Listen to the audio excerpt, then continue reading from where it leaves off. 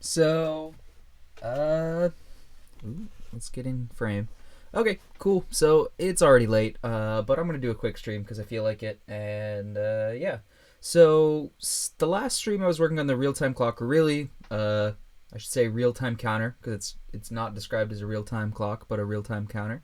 Um, but working on the real time counter in order to make a real time clock for the system so that I have a bit of a clock. In the last stream, I hit some problems where the interrupts weren't firing, and I have to admit that I did a little bit of work off of stream because it was even later then, and I felt like working on it because the problem was itching at me. But and I did end up getting the interrupts working. It ended up being a combination of two things, I think. One that I noticed while I was on stream, and one that my interrupt logic was just wrong. I wasn't toggling things correctly. Um, the other was I had some weirdness where if you didn't reset the core and loaded new firmware, so my GDB script didn't do a monitor reset after loading or before loading. I can't remember which one. But that caused some weirdness in terms of things actually working correctly. So I don't know what weirdness it was, but I've gone ahead and changed my let's see, I've got my script that I use in my GDB init, or not GDB init, debug.gdb, where I didn't have a mon reset before, monitor reset, which resets the device before doing anything else. And that was causing my interrupts not to fire. There's probably some other weird thing that was weird and wrong there.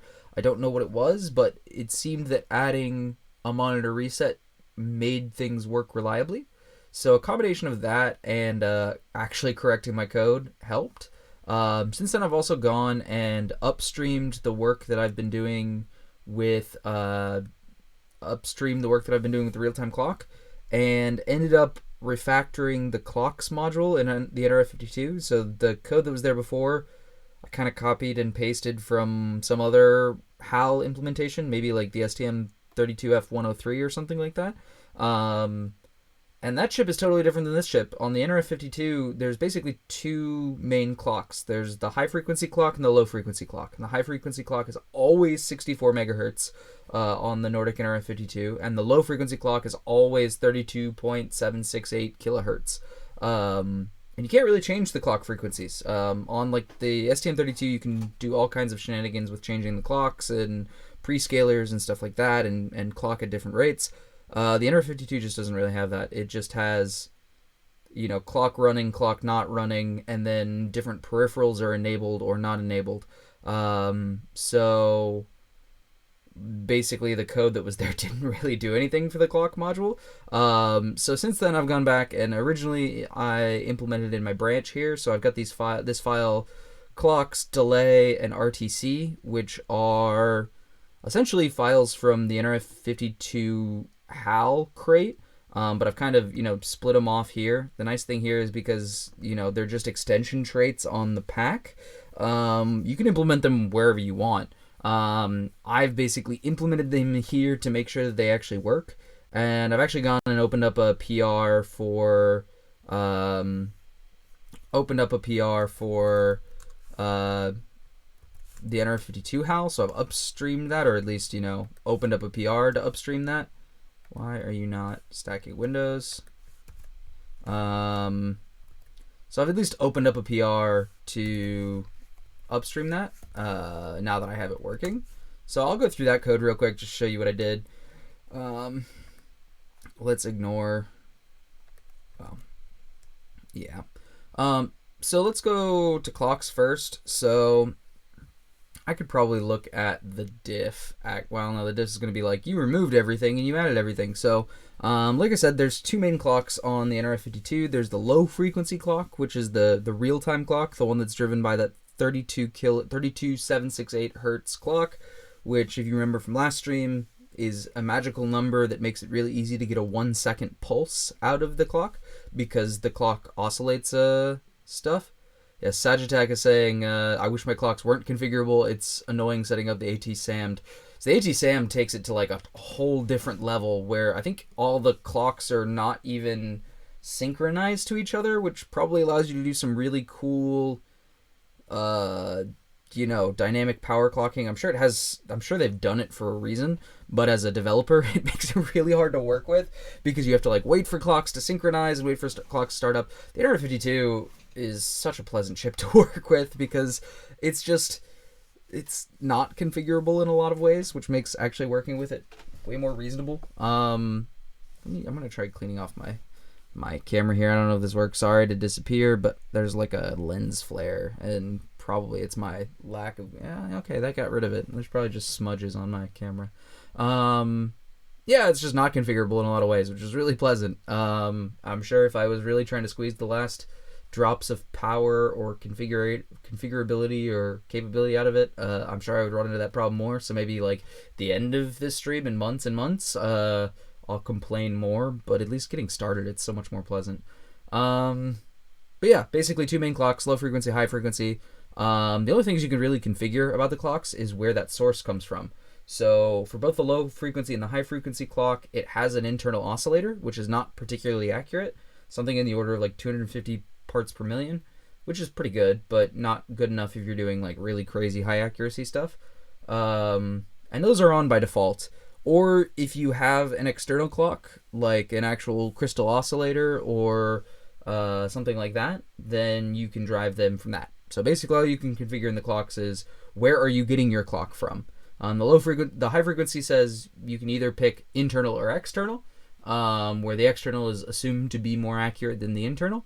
And then the low frequency has three options. You can either have internal, you can have external, or you can have internal driven by the high frequency. So it takes the 64 megahertz and steps that down to 32768. And that should theoretically be more accurate, especially if you have an external high frequency clock. Or actually, I think you can only do it with an external high frequency clock. Should be more accurate than the internal RC oscillator. So basically the internal generated clock.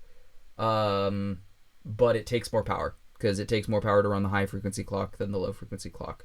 That's normally why you have the low frequency clock, is because you can go to sleep mode and let your low frequency clock keep ticking and then wake up when you need to wake up.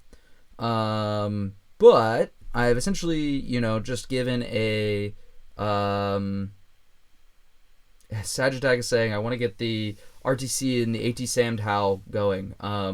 Watch my streams. You can watch my streams, and I will explain what RTCs are, and we'll get to how successful I am later. But I've essentially written a hardware abstraction layer here. I use type states, which is the ability to use the type system in Rust to kind of make sure, like, you make a state machine that only exists at compile time. So you can't transition into invalid states because then it won't compile. So if you haven't read about this before, there's a whole chapter in the Embedded Rust book at docs.rust-embedded.org. I suggest reading that. I wrote a good chunk of that. If you have questions, let me know. Send me an email. Open an issue. I could probably do a whole stream on just why you would do that. But it lets you do some interesting things, like, for example, if you, I have my clocks module be generic over three parameters. The high frequency clock, which is essentially the source of the high frequency clock, the low frequency clock, again the source, and then the status, because there's a couple of things that you're not allowed to do while the low frequency clock is running, like change a prescaler value. So I do some things like I don't let you have access to the change the prescaler method unless the clock is stopped. So I use these kind of zero size type states here, like what are the source, internal, external, or specifically for the low frequency, synthesized is the word that they use in the datasheet. That means it comes from the high frequency clock. And then I have a started and a stopped method, or type state for the low frequency clock. By default, the hardware is in high frequency clock comes from, so this constrain method. So high frequency clock comes from internal, low frequency clock comes from internal, and the low frequency clock is stopped. So it creates this kind of these zero size types where, when you create it, it has this default state. From there, I have different impl blocks. One that is valid for literally any value of any of these states. So for example, from any state, you can enable the external high frequency free oscillator, and that consumes self. So this is that state transition. and it will give you back a clocks specifically where the external oscillator is selected as the high frequency clock. And it does that by doing the low-level hardware interactions that it needs to do to start the high-frequency clock. And when the high-frequency clock has been started, it uses that. I need to double-check that, actually. But I'm pretty sure it does. Like, again, with disable, it will then use the internal one. If you start or stop the low-frequency clock, it will give you back, whatever the current state is, but then the state is started or stopped. And it will do that. And then it's got this other impl block where these methods are only implemented if the low frequency oscillator is stopped. So if you have an instance of the clocks module where the low frequency oscillator is started, you literally can't get access to these methods. Like, the code won't compile if you try and use it. So this lets you pick either the RC or internal oscillator, the low frequency clock, synthesized, which gives you a synthesized method, or type state, and the external, where this one also takes a configuration value, because there's some configuration values. I think this is so you can do like a pass-through of the clocks. So you could have the clock feed into one module, and that also gets echoed out into another module. I'm not sure. I haven't read the datasheet enough. But essentially, there's only 3 valid states there. So it's actually 2 binary values you can set in the registers, but one of the states is invalid. Like, if you can't have external disabled and have bypass true, that's just an invalid state according to the datasheet, whatever that means. So I use an enum to make sure you can only pick a valid state here. And then it'll set on hardware whatever you choose here. And it'll give you back, something in the right state. So that was the clocks module. So I had to refactor that because to use the real-time clock, you essentially, well, especially if you wanted to use the high precision external oscillator, you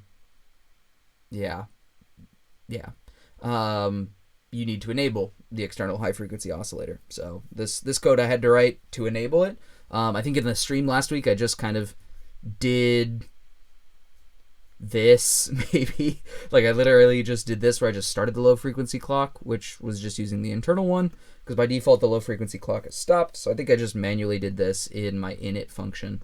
So essentially I filled out the rest of this. For the real-time counter, not clock, real-time counter, I did some similar shenanigans with the type states. So there's only a started and a stopped method. I realized I tried to do a generic impl of like implementing this trait for multiple types, and something about Rust type system doesn't let me write a generic impl of this. So I did what we did in all the other code, is I wrote a macro and then implemented it for 0 and 1. This crate is going to eventually be the NRF52 HAL, which supports a couple different chips. Like the NRF52810 doesn't have an RTC2, so I make this a conditional feature. There are a bunch of events and stuff that are in there. I think this was already written last time I was here. I don't think I changed anything. That was the other thing. I forgot to do. The way the event system, or kind of like the interrupt system in the NR52 works, is you get these events, and then to clear them, you write a 0 back to the event register. And I've got it blocked in my head that this is always backwards from what I think. For some reason in my brain, that always translates to, oh, you have to write a 1 back to the register to clear it. But that's wrong. So essentially, in my interrupt handler, I was never clearing the interrupt, which is bad. I don't know why I put a breakpoint in there. I don't know why the breakpoint wasn't firing continuously. I don't know. Maybe it was because that reset thing. This was the other major thing that was wrong. So I inverted the logic on that. So if you tell it to clear the event, then it writes a 0 there and not a 1. So that's good. Yeah, otherwise I think the rest of this code is exactly the same. I don't think I've changed anything significant here. Maybe I did. Look at the diffs. Any other one, I rewrote the delay module, because the delay module, because again it was copied and pasted from the STM32F103 HAL, you have to like freeze the clocks there, and so the delay takes this. But here we always know that the high frequency clock, which is the same as the ARM core clock, which is what drives the SysTick timer, normally in the STM F103, you you need the clock module that is frozen because you need to know what the frequency is, because someone could have chosen 8 megahertz or 72 megahertz. Here we always know it's going to be 64. So instead of taking ownership or taking some kind of reference to the clock module, it just uses a constant, because there's literally no way that I know of to change that frequency. So it just does. So you can use a const. So if you look at the diff in my PR, now this takes one less item. So I had to modify this so that it didn't take ownership of that, but it was never really using it. The only change was in this delay microsecond function. Before, it would call like get high frequency in hertz or something like that, and now I have high frequency clock frequency. So essentially I've tweaked these 3 files. I could have forked, or I could have patched NRF52 HAL, but there's a bunch of other breaking changes, and the DWM 1001 crate hasn't updated that because the NRF52 HAL hasn't updated yet. So I just kind of like cherry picked these 3 files because they're what I need right now, and eventually I will smoosh that away. I think there's one outstanding PR, and I think it's actually blocked on me. I rewrote the SPI code, or the SPI driver code, to be much more functional. Functional in terms of functional programming, not operational, to clean it up. And I just haven't. I've been working on this instead of actually like sitting down and hooking it up to a logic analyzer and make sure I didn't break anything. But yeah, so I think that's blocked on me. I might just ask them to cut a 0.8 release anyway. But then I have to wait for the DWM 1001 stuff to propagate. Whatever. This is easier for now. If it becomes a pain in the butt, then I'll ask people nicely to do a 0.8 release, or just do an 8.0 or 0.8 release and submit a PR to DWM 1000 module. Sagittag is saying the way ours is the AT-SAMmed HAL. Ours is set up so that we have 2 constructors for clocks, one using the external oscillator and one using the internal oscillator. No configurability really other than that choice. There are peripheral clocks that you can set the speed of, but not the main clock. Yeah, I admit I have never worked with the AT-SAMmed parts, and from all the people who complain about them on the IRC, the Rust IRC, I have no inspiration to. Not to say they aren't good chips, but the people I've never needed to use them, and the people I've talked to have complained about them. Generally, they're just complex. I think they're good chips. They're just complex and hard to work with, but this is all second and third hand knowledge. So if you're at Atmel, I'm sorry that I'm Microchip, I'm sorry I'm disparaging your chips. I have no first-hand negative experience with them. But yeah, people complain about them. So what am I doing? Yeah, this is the code. This hasn't really changed except for I ripped out that. Let's look at my main. So now we can talk about the other problems that I've been running into. So I essentially have refactored I have this little hack side project. I'm not doing my sensor node right now, just while I was working on the RTC. I have this hack kind of to not touch my also hacky other code. None of my code's in a good state right now. But I changed it a bit. There's an RTC. You can see these beautiful type states as I end up with an RTC that has started. I have clocks somewhere. I think I actually just drop them, but I configure it. So once it's configured and dropped, then it's fine, because there's no drop method that does anything like deconfigure it. So essentially, I take my clock, I constrain it, I enable the external high frequency oscillator. And let me I'm gonna pull up a schematic, because schematics are good to look at. We're gonna look at not the schematic for the DWM 1001 dev board, because actually none of the interesting stuff is on there. That's just buttons and power supply stuff. What's actually interesting to look at is the DWM 1001 module, which has like the NRF52 and the DW 1000. But this is the relevant part of the schematic. Is you can see here, plugged into the oscillator here, the high frequency one, it's got this 32.768 kilohertz. It says KCBB. I can't find what the actual part number is, but it's a very common crystal oscillator kind of circuit where it's got picofarad, 12 picofarad capacitors that help keep it regulated, and just both ends of it are plugged into the hardware. Same for the high frequency oscillator. This uses The way the NRF52 typically works is you have a 32 megahertz oscillator, which gets doubled for the internal clock. So you end up with a 64 megahertz internal oscillator. Yeah, so fairly stock standard. This looks almost exactly like the NRF52 reference circuit. They use 12.5 picofarad, whereas the DW1000 uses 12.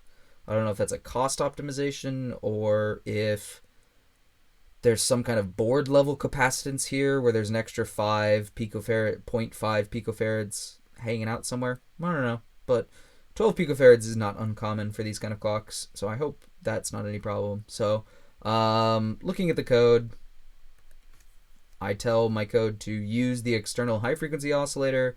I use the external low frequency oscillator with no external, no bypass, which as far as I know matches the way this hardware is actually set up, because there's another, I don't know, I'm not an electrical person. I think this matches based on my reading of the datasheet. This is what it should be. You should really go look at the DWM 1001 code in C and see what they do. And we might be doing that. Maybe not today, maybe in the next stream. But basically I set up a task. I've got that RTC0 task. It's listening for the tick. When I set up my RTC, I create a new RTC from the RTC0. I set my prescaler to FFFF. So the way this RTC works is it's the oscillator is oscillating every 32,000 times a second, and it is feeding a counter, which is a 24-bit counter. But before it feeds that counter, it runs through a prescaler, which is essentially a divider. And every time, so it goes like coming in, it goes 32 kilohertz divided by the prescaler. And then every time the prescaler ticks, you get this tick interrupt. So the fact that I divide it by FFFF, and also the way the datasheet says it's FFFF plus 1. So I'm taking 32768 divided by OXFFF plus 1, which means I should be getting 8 ticks per second, which means it should be fairly accurate, 125 milliseconds per tick. The fact that I'm streaming this right now will tell you that I have not gotten that experience. I was playing around with it yesterday, and instead of getting 125 milliseconds per tick, I was getting like 120 or something like that. It ended up being like every second I was losing 26 milliseconds, which the RTCs are not perfect, but they shouldn't be that bad. Normally, like the internal oscillator is 250 parts per million, which means that for every million ticks, you will lose 250 of them or gain 250 of them, depending usually on temperature. At the level that I'm seeing 25,000 parts per million or 25 parts per thousand, which sucks. Like, it's really like none of them should be that bad. Oh, and the external oscillators are supposed to be like 10 parts per million instead of 250 or 20 or even 50 sometimes. So I'm seeing like exponentially worse than I should. And I'm not measuring it super accurately. So in my interrupt, I do a little, well, it says 80 now because I was seeing if printing was causing some problems. But essentially every 10 seconds, I toggle an LED and I print the word tick and what the current counter is out to the UART, and then I run that into I run that onto my computer and I take the timestamp of when it gets that. And I would expect that to mess with the timing a little bit. Like I would expect, because Linux is not perfectly real time, I would expect that to jitter around a little bit. Let's say plus or minus 1 to 10 milliseconds, because Linux is not a real-time operating system. But I would expect it to bounce around and to average out to 0 plus or minus some parts per million. But instead what I'm seeing is just a really consistently bad, where 8 ticks on the RTC takes 0.976 seconds consistently. So the clock is ticking faster than it should. So let's see if I can replicate that just to, because, before I spend a bunch of time explaining it, let me make sure that I just wasn't sleep deprived the last time I was working on it, and let's make sure that it actually does that. So I've got my thingy plugged in. Let's do our J-Link. So now we're connected. I'm in CD hack, caps lock, cargo run release. So, and then down here, let's do this, and let's do what I was doing before, which is TS. Oh, I think I had the problem where I needed to do a screen. Probably because I'm setting the baud rate.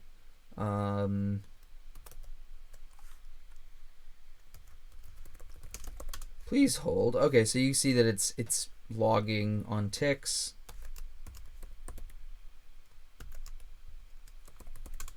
And then let's do our timestamp again. So what I'm doing here is just, getting the millisecond level accuracy, and remember from our code that it is doing this every 80 ticks, where I should be getting 8 ticks per second. So I would expect a very clean 10 seconds in between here. And you can see I roughly got 10 seconds there, but there's something like 40 Python. Let's take this number minus this number, where you can see that it took 9.6, so 1 minus this, what? Oh, excuse me, 10 minus this, so you can see that I lost, or my clock is moving 353 milliseconds faster than it should, divided by 10, because this is over 10 seconds. So I am losing, or I'm gaining 35 milliseconds per second, which is not a ton. It's close enough for, like, what I'm doing right now, but I am losing 1 point, or this is even slightly more. And I tried this with different devices, and different devices seem to have different numbers, which confuse the absolute snot out of me, probably due to temperature. But in one device, I was losing pretty consistently like 25.8 milliseconds. In another one, I was losing like 50. This one's losing 35. And this doesn't seem to level out over time, which is just absolutely maddeningly confusing to me. So I don't know what's up with that. And I bugged some people. Some people suggest that I go on the Nordic support forums, which, to be fair, they have a fairly responsive support forum there. But I don't expect that I could go on there with some Rust code and they would reasonably be able to help me. So I'd probably have to... For today, I guess I'm just complaining. We're probably going to go with this because this is good enough for now. And eventually we're going to be connected to the internet. So if I lose a couple minutes, and am I going to lose a minute and an hour? I'm going to lose about a minute and an hour, which is not good. Especially if I'm trying to do something like time slicing, where I have multiple devices and I say, hey, it's your turn to send data in 200 milliseconds. And if I've lost a millisecond and it's sending wrong, that is bad. I'm not doing that today. Today, I'm probably just going to build my clock as if my real-time counter actually works, like my wall clock that my device says. So, like, wait 20 minutes. Or, like, your alarm is going to go off at 9 a.m. I'm probably just going to implement that pretending that it works, because I'm also probably going to implement a local version of NTP for my code. So really, I'm just complaining. I guess eventually what I'm going to do is I'm going to get the C code running on this and see if, like, it's a hardware problem. And this is fairly common. It's actually kind of nice to talk about on the stream because this is what I've done. I've helped a couple companies move from C to Rust, and you end up with this. Like anytime you're porting code, it's good to have a sane example of something that worked before. Um, and when you're switching to Rust, typically the example for that means you have something written in C that works. Um, Especially when the datasheets have problems, sometimes there's hardware problems. One of the most reliable things you can do is really just run the C code, because you know that someone's going to have complained if it didn't really work. And at the absolute worst, I have absolutely stepped through instruction by instruction to figure out what the C code was doing. Hopefully it won't come to that, but we'll see if this is like an endemic hardware problem. Probably before that, I'm going to do a little bit of investigation to make sure that what I'm going to probably do is step through my RTC and clock initialization code in the assembly, for the main reason of looking at so I'm gonna, while this isn't doing anything interesting, let me make sure I have a cargo build not released. So if I get, oh good, that's already there. I want to step through the assembly to make sure I'm writing the right register values to the right locations, which means I'm going to pull up my data sheet, because data sheets are essential to embedded systems programming. And mostly just make sure that I'm writing the right like values, because there have been problems with SVD to Rust in the past, or problems with the SVD file that existed. Usually, and I say usually, I mean like in the last 6 months, it hasn't been a problem for me. We fixed a lot of the bugs in SVD to Rust, or but every manufacturer does different things. So I'm gonna stop talking and I'm gonna start let's start going through the code, and this will show you how I debug things a little bit. So let's just do a cargo run. Let's just break in init. This is a different init. Okay, let's okay, where in my code is the init? Init, this is right, because in RTFM they use kind of like, they mangle the name functions a little bit, so let's call it main79. Be main.rs 79. We're going to continue to there, and we're going to do a layout split, and what this does is it gives us inline assembly, which is tremendously useful. Let's pull up our data sheet. So let's timers or whatever.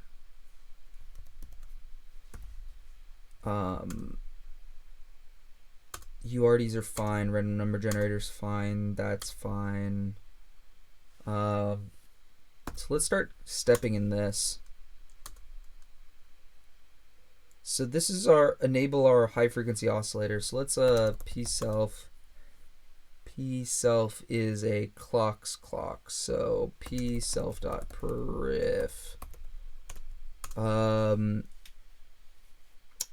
right. Haha. So this isn't gonna actually give me the, so let's step into here. So we get our clock pointer.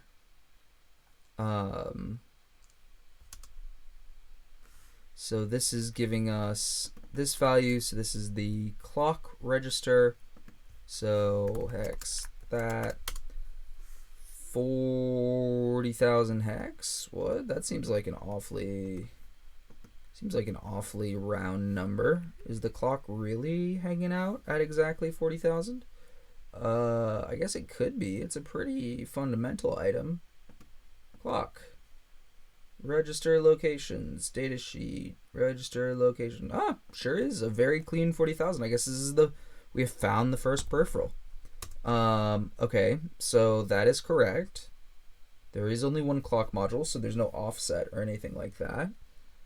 So that deref is correct. I did miss the, okay. So let's be main.rs 79. Continue to there. Next clock step. Constrain, that's fine. High frequency clock, we get our pointer, which is fine. So now we're in our here. So p self task hf clock start, which is indeed offset 0, so it is the correct value. I'm doing a write. So the reset value is, I know I'm just writing a 1 here, which is enabling the high frequency clock. Sure. Or this is intent set tasks hf clock start. All right, they don't really, for tasks and events, they don't really give you like a breakout section. Like, let me look at like in here, because it's literally only the value 1 or 0. P self. Yeah, p self, print self. So yeah, this is fine. So this is correct. Tasks hf clock start. So now p w.bits. It's going to be 1. That's fine. That checks out. Okay, so we have false false. So if we px p bype. So as a reminder in our data sheet, so this is what we're looking at is external and bypass. So we are choosing source extal or crystal. So that's source of 1, and when we have external of 0 and bypass of 0, this is normal crystal operation, which as far as I can tell is what we want. Because when it talks about the other methods, it talks about having signal like x2 grounded, low swing and full swings signal, and judging by the schematic, they are connected, so I assume that it has to be this. I'll tell you, I have tried it. It didn't change anything if I changed that. I was grasping at straws. But okay, let's go into that. So we've got our pointer. Yeah, still clock module. That's fine. Let's p self again, which low frequency clock source is offset register 518 hex. Clock offset register. Where are you registers? 518 is low frequency clock source, which seems very accurate.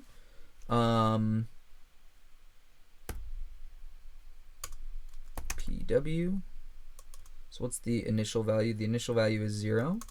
So let's step into that. So we're going to get source p self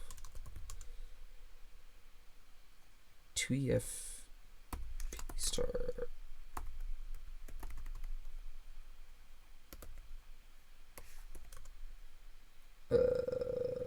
Whatever. Next. Oh, that was probably what I wanted. I did a next when I should have stepped. I wish I had RR instead of GDB. bmain.r.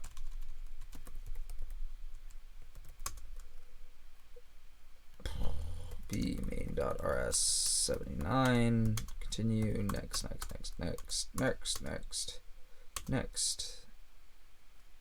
Let's just step. Starting clock.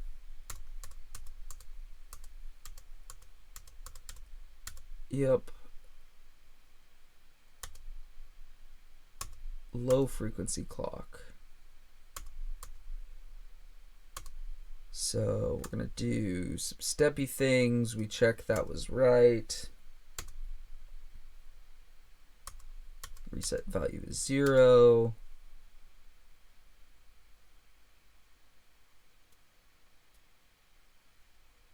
W.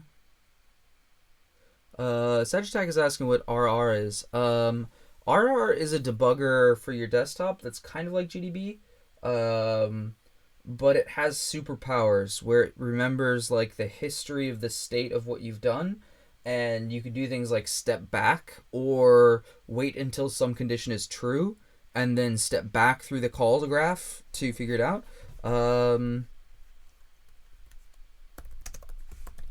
It's called the nice thing, yeah, it's I don't know of anything like this on embedded. There's probably some very expensive tool that does it. But the nice thing is that you could use it essentially like GDB, and you can deterministically record essentially every step of your program.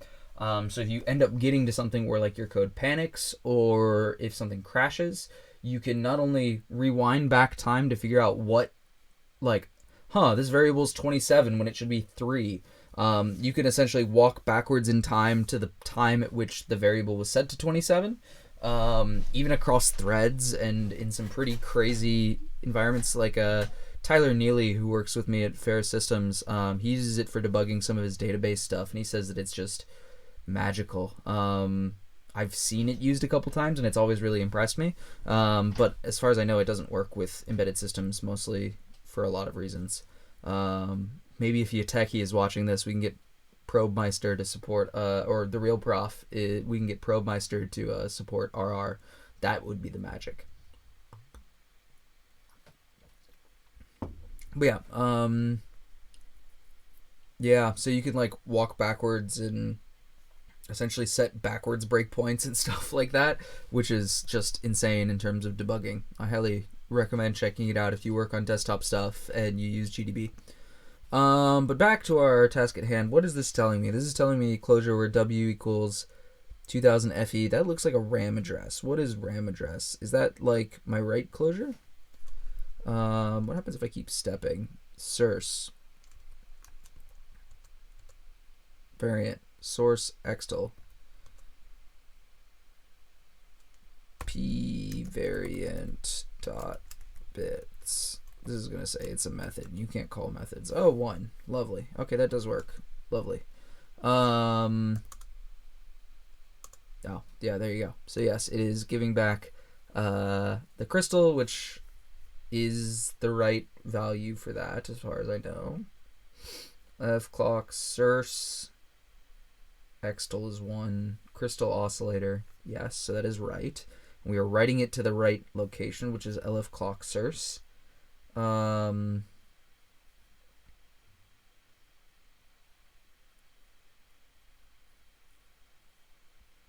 Yeah. So we have an external crystal because we looked at our schematic, and that's right. And this says when you're using a crystal, disable, which, okay, well, I guess we'll verify that we've done that. So p self.w, yeah, that's fine. P self.w.bits.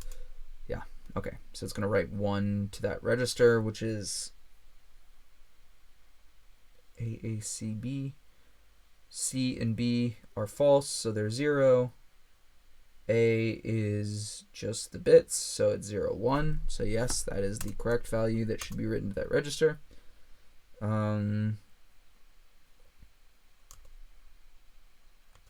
Yeah, bypass, sure. P self.w.bits.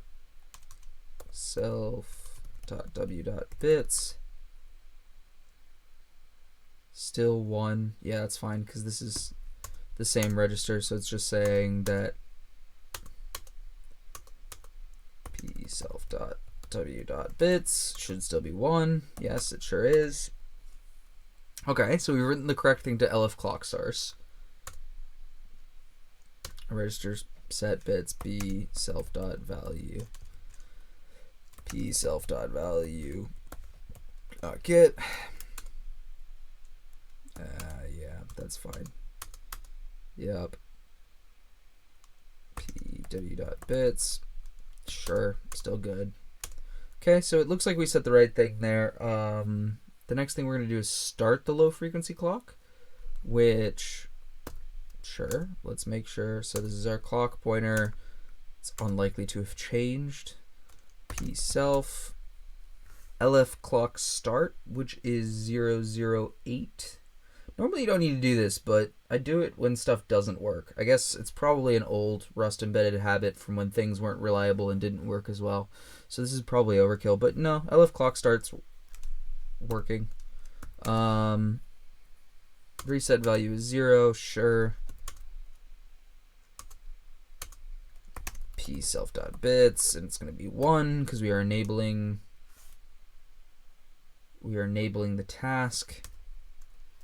Because essentially this is like saying, hey, go start the clock, and it does. I suppose I could wait for the low frequency clock started, or no, I think I did that.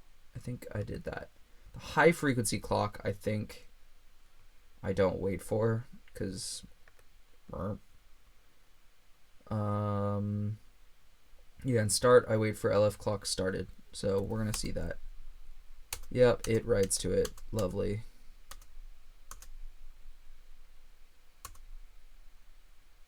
And it's gonna say like, while this it's reading,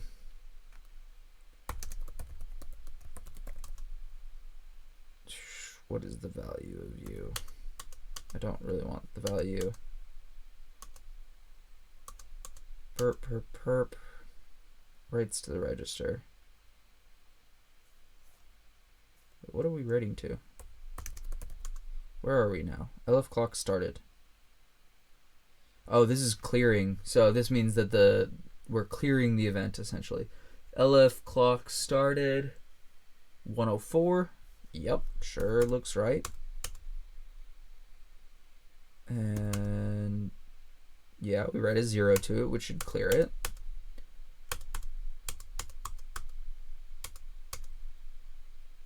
Yeah, and once we've written to it, then we return our type state.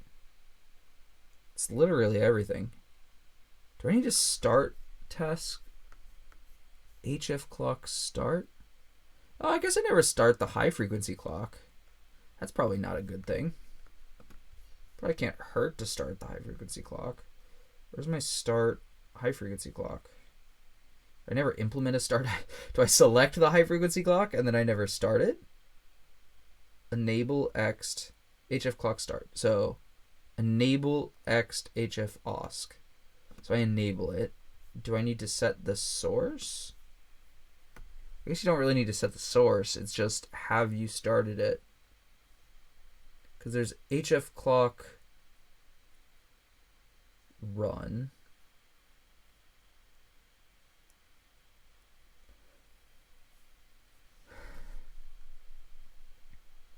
I don't know what the difference between run and stat.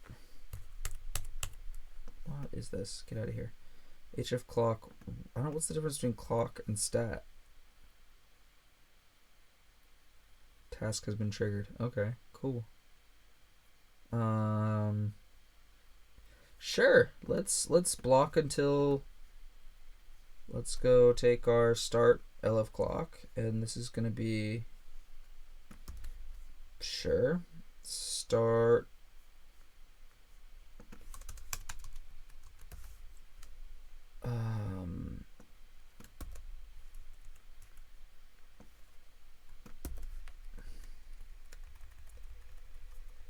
It's just HF clock started, I think. Event. HF clock started, yeah.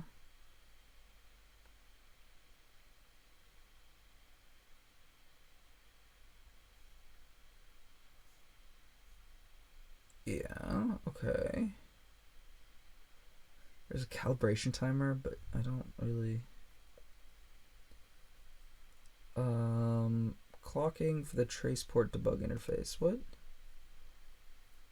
Yeah, this is like...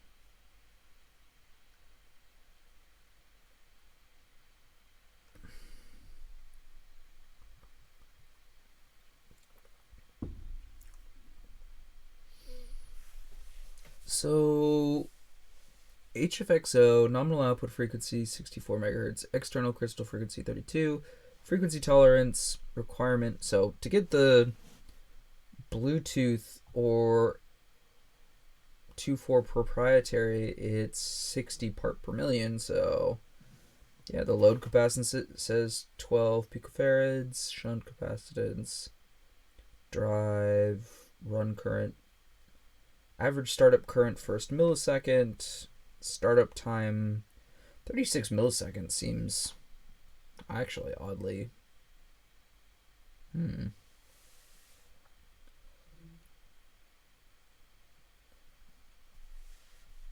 Yeah, it's interesting that the frequency tolerance for it says that it's 250 parts per million after calibration. And calibration performed at least every 8 seconds. Huh. I wonder if that's just I'm not doing my calibration. Huh.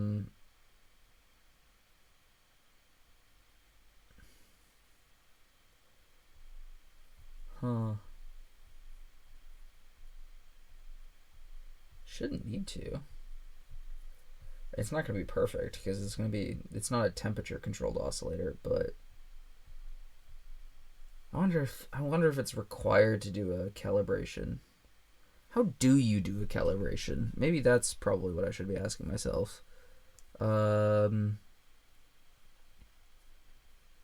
if I do a calibration? Shift clock run, yeah. Calibration. Where do you talk about calibration? The calibration timer can be used to time the calibration interval of the 32 RC. See, that's calibration for the RC oscillator. I don't think I can do calibrating.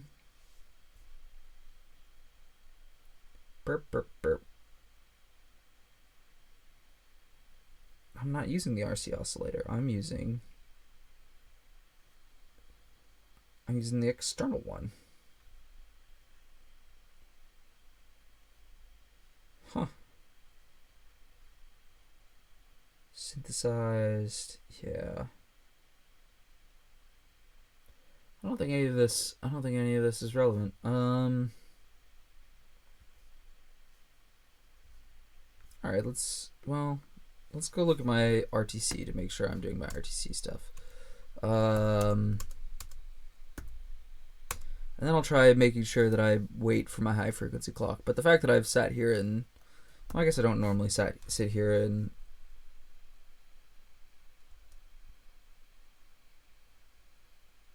so I could strain it.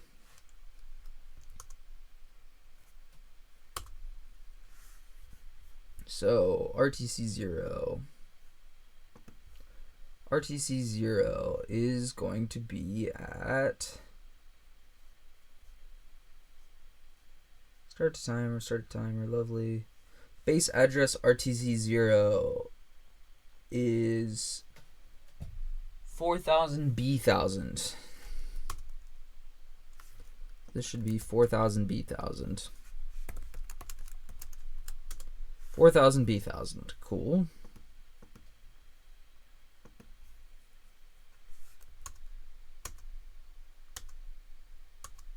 Reset value is 0. Bits P X prescaler should be XFF.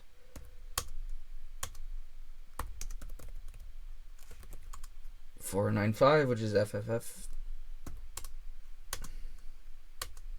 So we set it.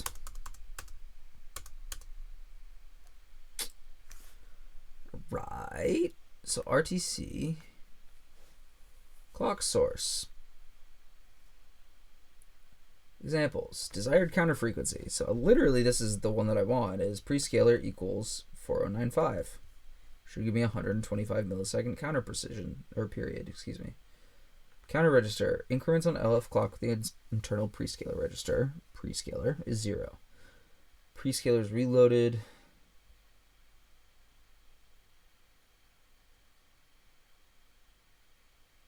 Tick event is disabled by default. I enable the tick event.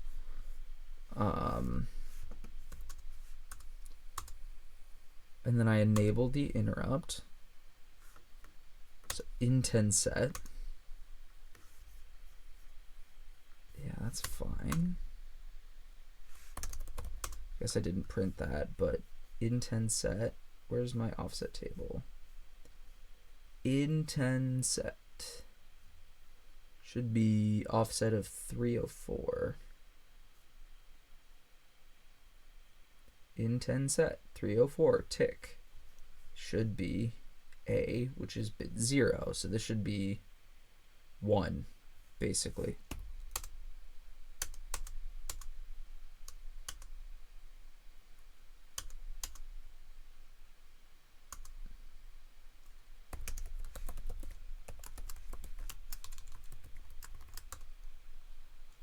True. Okay. I guess it's true, but yeah. P self.w.bits should be 1. Okay, lovely.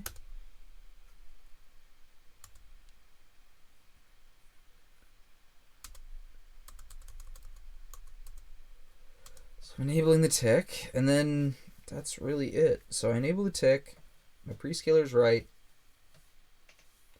I don't need a calibration because I have an external clock. Ow. I have an external clock.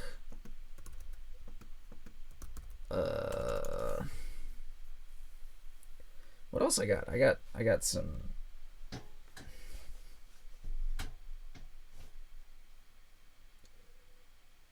event routing, which I don't really use. I just want the interrupt.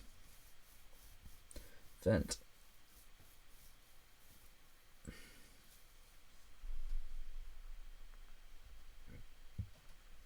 Excuse me.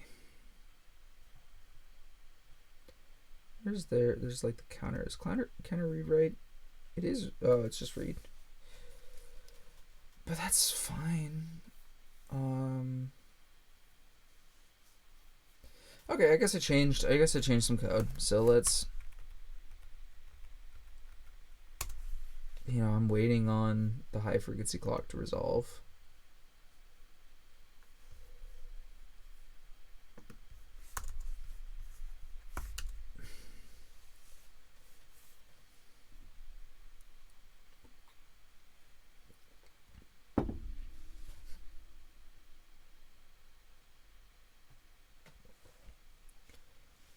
Okay, we have our first 10-second tick.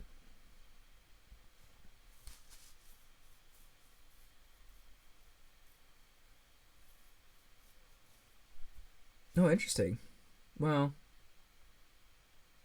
yeah, it's losing 4 milliseconds now. And it's bouncing around. Oh.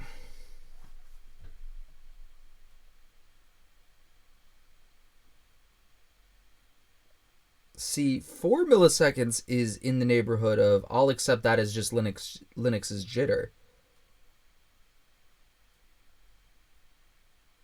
It's losing a little bit.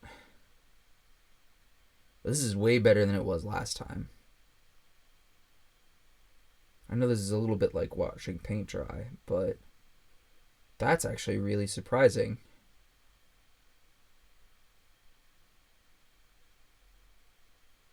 I wonder if it's tacitly doing some kind of calibration in the hardware. Oh, that's interesting. Like, I can live with this much variance.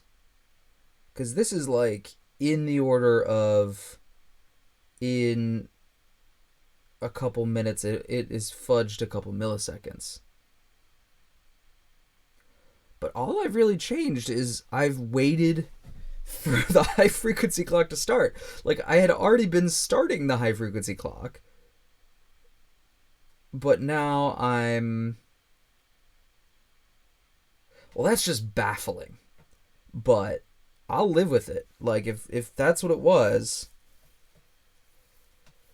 Because this now just looks like normal Linux variation. I mean, like, there's probably some inaccuracy in the real-time counter, but, like, I can live with losing 3 milliseconds every couple minutes. Like, that's much closer to my, like, even 250 part per million number. Like, because you can see it bouncing all the way. Like, you can see just in the, like... The fact that it's on the 5s, then the 4s, then the 3s, then the 2s, then the 1s, then the 0s, and it rolls back over. Here you can see it's like, it's on the 9s, and it's to be honestly, on the 9.3s, and it's mostly on the 9.3.1 or 3, like low 3.1s, high 3.0s. It's losing a little bit of time, but not a lot. I have no idea. If you are a hardware engineer at Nordic, and I know, well, we have some Nordic people who hang out in the chat, and I pinged them about it. That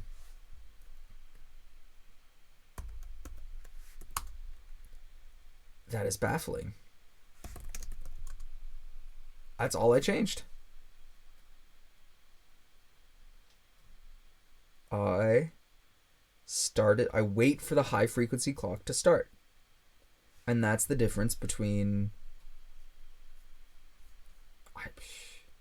Where's the worst one of these? The worst one of these is probably like the 12 to the 8. But again, I probably just can blame Linux for that. Like, it loses in... divided by 10 in 152 seconds. Or I guess it's divided by 8. So 1520 divided by 8. In 190 seconds, it lost 10 milliseconds, which sounds much more reasonable. Huh.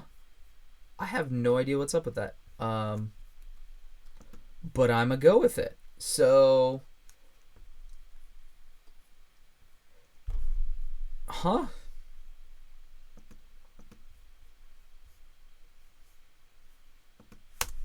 I really don't understand that. Because I'm not using the high frequency clock at all. Or I guess I'm using the internal oscillator, but now I'm wondering...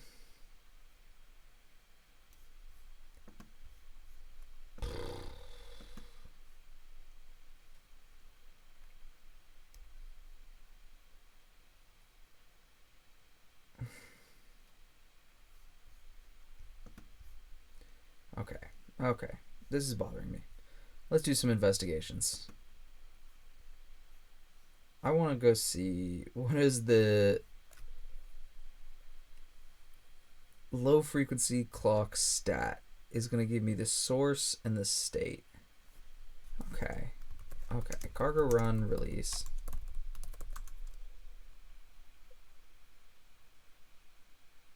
I'll just let this run for a little bit. Let's get to our first. Let's get 2 ticks in. What I want to do is I want to just print out the status registers for these two. Like I probably should add it to the interface so you can see it, but I'm encoding a lot of this in the type state, so if something isn't consistent, then it probably should blow up anyway. How am I doing on time? I've been going for about an hour. This is longer than I wanted to go for, but who can argue with successful results? Okay, so let's pause you.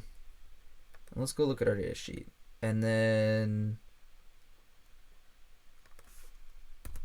px star ox, or let's just do x word ox 4000 o 418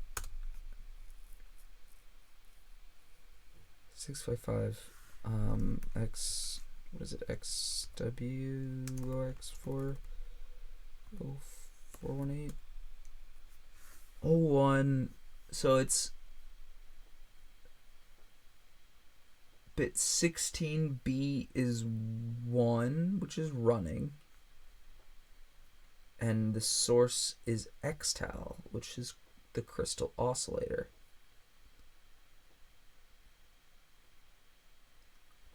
And then what is my high frequency clock? Okay, what is 518? X xw ox 40,000 0518 00. Yeah, so that's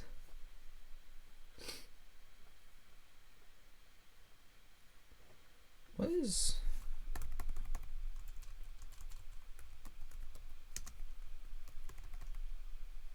what is 0538? 0. Okay. Calibration time interval.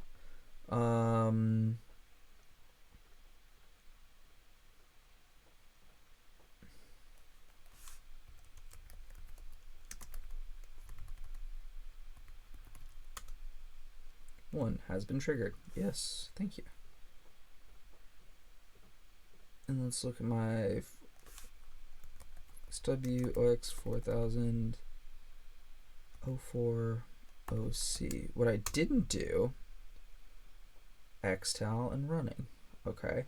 What I didn't do is I didn't go and look for errata. I wonder if there's some kind of errata there. Let me bug.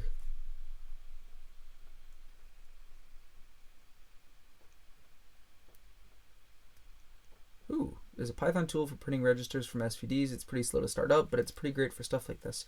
I'll have to check that out. Thanks, Sagitech. I've also written like a little script before for GDB that I just set a breakpoint because it all uses the volatile cell crate. I set a breakpoint in the volatile cell read and volatile cell write that just prints the address and the value that it writes. And I was using that when I was sort of, I say reverse engineering, but really just like figuring out what some C code was doing because the documentation was garbage. And I was trying to write some Rust code for it. And absolutely stepped through. I have a notebook that has like 800 single steps of writing to registers in volatile cell. I have no idea what's going on here. And it's also like 1:20 in the morning, so I probably won't get any further, but hopefully this has been useful as a debugging exercise, and hopefully I can figure out why this is a thing, but I'm not going to get a ton of development done today. But I am very happy that I solved this problem. I still don't know how I've solved this problem, because in theory I would think that the low frequency clock should be totally, disconnected from the high frequency clock, but I don't know.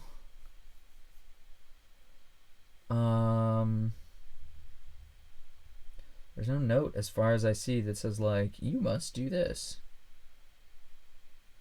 Because yeah, it says this is low frequency clock control. Low frequency RC oscillator calibration. Cool, synthetic.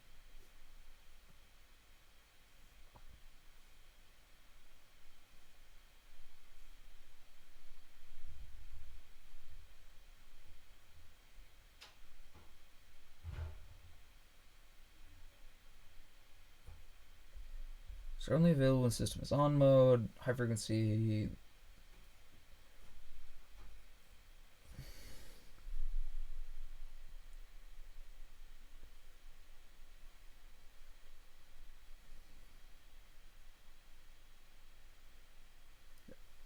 If LFXO is selected clock source, the LF clock will initially start running from the 32768 kilohertz LFRC while the LFXO is starting up, and automatically switch to using the LFXO once the oscillator is running. The LF clock started event will be generated when the LFXO has been started. The LF clock is stopped by triggering the LF clock stop task. It is not allowed to write register when LF clock is running. An LF clock stop will stop the LF clock oscillator. Can only be triggered after the state field indicates an LF clock running state. The LF clock controller and all the LF clock sources are always switched off in off mode. RC oscillator calibration timer. Circuit capacitance. This is bizarre, but good enough. I'm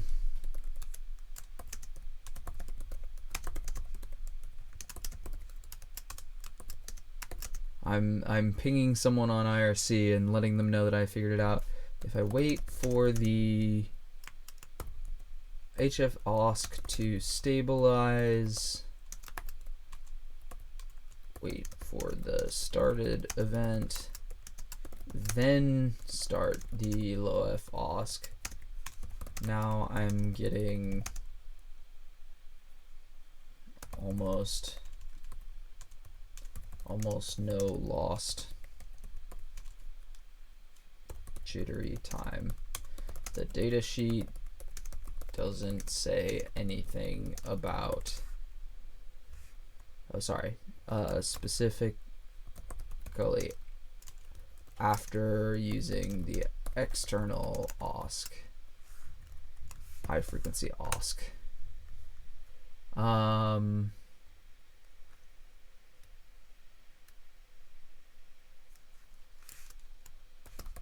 Which seems on. Oh, the stream delay is real. Yeah, I think we've measured it before. It's like 30 seconds or a minute or something for the stream delay, round trip time. Yeah, I don't know. Yeah, I really don't know what that is. But yeah, it's 1:30 and I should go to bed. So I'm very happy that this works now. Let's, you know what I'm going to do? The one thing that I am going to do while I'm still in here, CD NRF RS, CD NRF 52 HAL, RDC clocks. Let's throw that open. And let's copy and paste. Let's copy and paste the high frequency. It's funny because I made fun of this. I was like, well, I guess I'll do this. I guess it's a consistent thing. Lol, turns out it's important. Source, RTC. Where's my HF OSC? Get event triggered, set compare. Oh, right, that's in clocks. Clocks. Let's just be consistent. Start, hoof clock.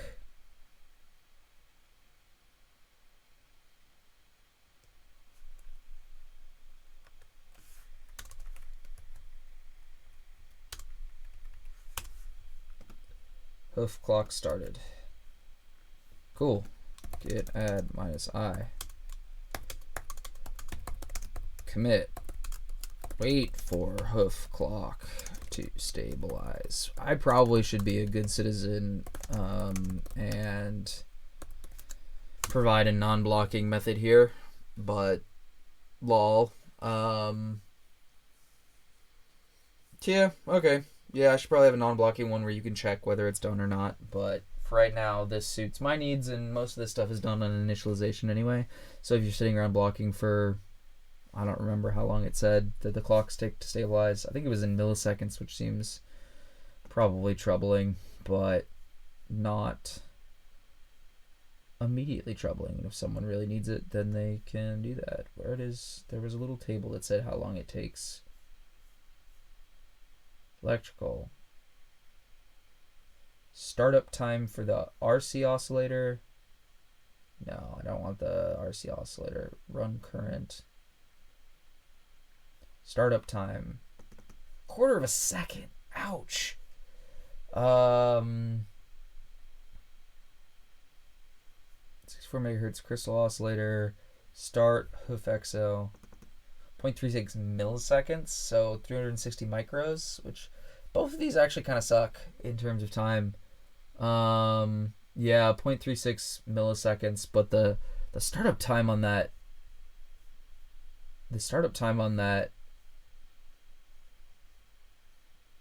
the low frequency oscillator, I really hope that's 0.25 milliseconds and there's a typo in the datasheet, but 1/4 of a second for that starting up is gnarly. That actually is going to be a problem. I'm going to put comments in the, that makes me, well, yeah.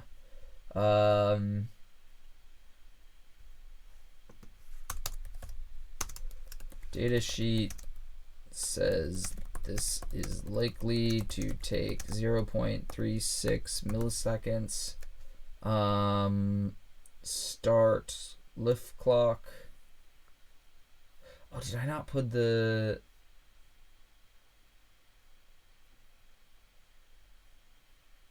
source external right? Ooh, I'm getting to the point where I'm diverging this function. Bcomp. Let's do this on another screen. So I'm gonna look through some. Please hold. I'm doing a text compare that you can't see right now. Because I have not cleanly partitioned my stream PC, So there are things that are work things in here. So let's not expose any of those on the internet. So what is this? This is Internet of Streams hack source. Okay. And then I'm going to go to NRFRS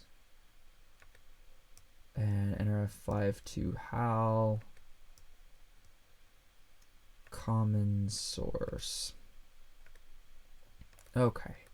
So let's move you to desktop 2. So this is a tool that I use a bunch called Beyond Compare, which is an excellent text diffing tool. I highly recommend it. It is one of the tools that I pay for regularly. So what have I done? Datasheet, this is likely to take this, so let's move this over here. If you're looking for a free version of something like this, there's Meld, which I think is a tool in Python. No, you are using tabs.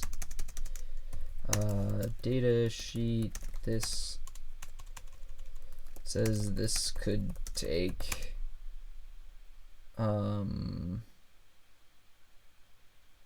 take 0.25 seconds from an external source. And then what does my data sheet says? The t-start synthesized is 100 microseconds.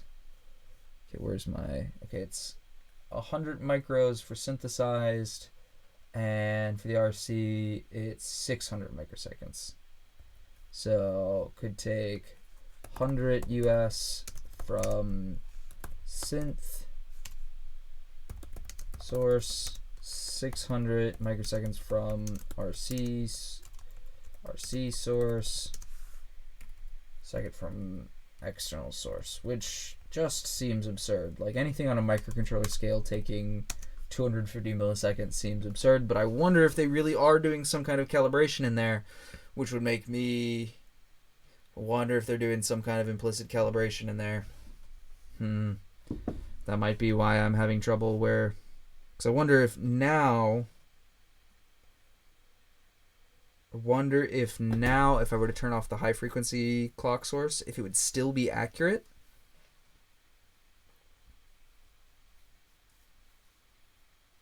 Okay, I'm going to try that. I'm going to try that and then I'm going to go to bed. Just because I have curiosity. But, okay, let's in our main.rs. Let's go main.rs. So let's do our configuration like this, where I have set my clocks, and then I start, and then I'm going to disable ext hfosk. So essentially I enable it, set the clock, source external, start my LUF clock, and then I disable it. So by the end of this, we will have a disabled one. Run release. That's weird. That just worked. Did it work? Unoptimized debug info. Okay, cool. Doesn't actually work. Weird that it accepts the trailing word.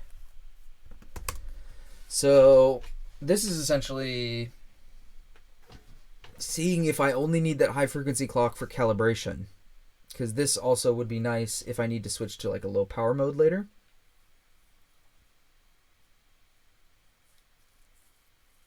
Because once I disable that high frequency clock, it's going to roll back to the low frequency clock. Yeah, well, yeah, it's still pretty good. Still like 4 milliseconds, which is about what we were saying before. Yeah, it looks like it really just needs... It seems like it really needs the accurate OSC for LF OSC external for external LF OSC calibration.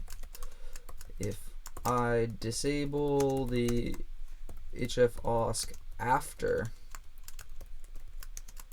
the LF OSC has stabilized, say disable, go back to internal RC, HF OSC, it's still keeps accuracy. I should probably go look for app notes or hardware errata. Okay, well, yeah. See, I've still got my pretty accurate time where it's bouncing around 4-ish milliseconds of accuracy, and I'll totally ascribe that to, like, this problem could be in Linux, not in there. Because I really only trust Linux to like 1 to 10 milliseconds of accuracy for literally anything, especially while I'm encoding video and stuff like that. So now I'm actually very happy with this. I've probably been happy with this for 45 minutes now, but yeah, thanks for coming along with that. I still need to finish my so let's copy this to make it consistent. Right now I'm just kind of manually keeping these files in sync, which I probably shouldn't, but save changes to files, delay, yeah, that's fine. RTC, I didn't change anything significant in here. This is just the difference between like my crate. Okay, so I'm not happy with this. Okay, let's go look at this, git add -I, update.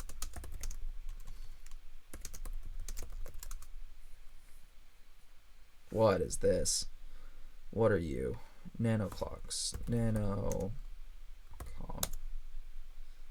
Source clocks. Where are you? Unaligned dot comments. Are you in RTC or are you in? There's like a tab here. Get out of here.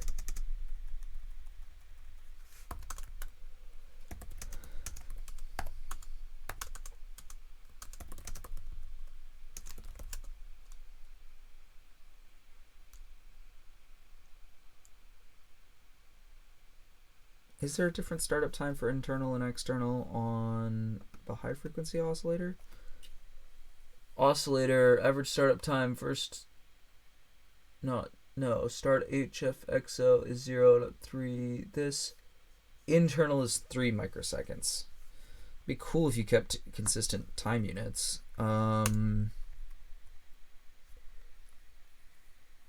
Datasheet says this is likely to take from external source, or what did you quote? 3 microseconds from the internal source.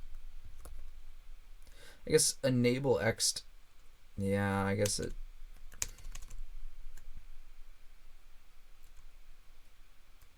I guess it's just this, because this is only enabling the external. Okay.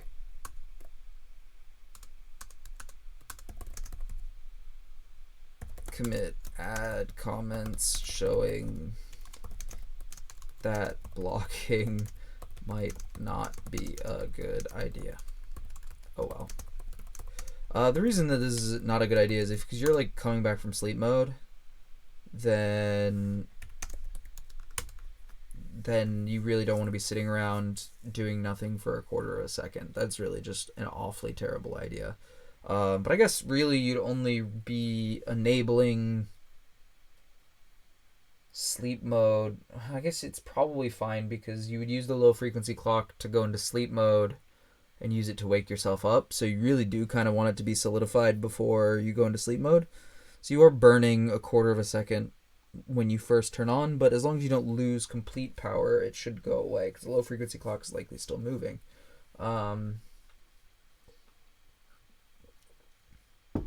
Okay, well, this was like literally a 2-line of code kind of stream, but I've talked a lot and I solved a challenging hardware issue, so happy with that. The plan next time is to actually start working on the wall clock. I'll probably end up having like a code module that just has a tick method where maybe on initialization you tell it how much a tick interval is, probably in milliseconds or microseconds or something like that. I have seen a library called ticklock, which may help with this, but I think that only uses the systic timer. So I'll probably either look at it and see if I can either refactor it so that it'll take any timer or anything that implements some kind of timer trait, or I'll rip as much code off as I can because it's MIT licensed. Thank you, MathK, I think is. Yeah, it's MathK-M, which means that they're on Matrix. But MathK, who's on the triage team of the embedded working group and does some awesome work there, has gone ahead and written ticklock. So thank you for writing that. It's essentially a trait for timers and stuff like that.